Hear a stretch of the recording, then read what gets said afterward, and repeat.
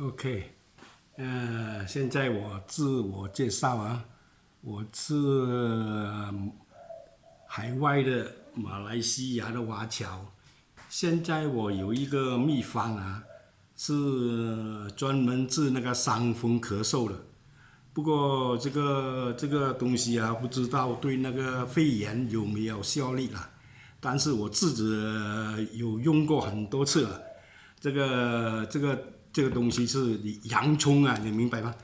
就是我们平常吃那个叫做大葱啊，这个大葱啊，这个大葱有红色的，还有这个白色的也有两种啊，白色很多种的。有一次啊，我睡觉睡不着啊，很多那个感冒啊，那个流那个鼻涕跑进喉咙里面啊，睡不着，一直咳嗽了。后来我叫我的孙拿一个这个葱头拿来切了，这样切，这样切掉，这样切掉，这样看到吗？这样切，就是这样切掉，这样切掉啊，这样再放在鼻子里面，深深的呼吸，这样深深的呼吸，因为它的洋葱这个葱啊里面呢，它的味道很强啊。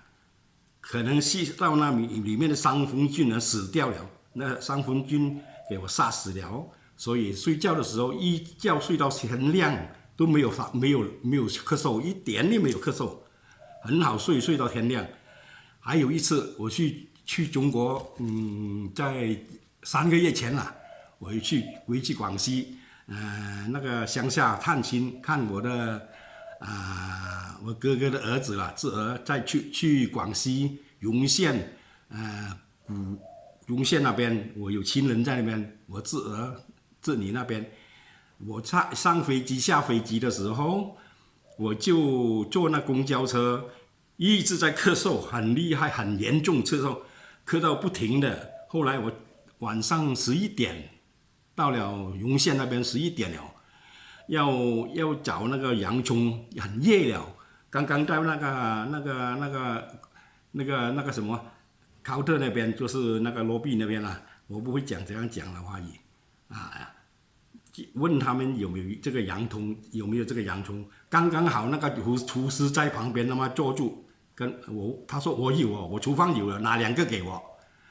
我那个洋葱比这个大了，大很多。这个也是红色的，那个是红色的。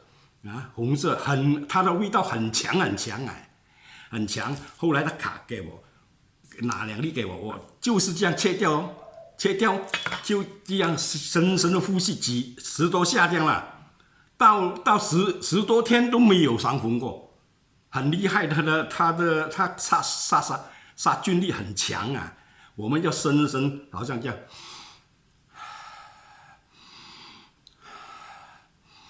10多下，我10多天都没有伤风过，很厉害了。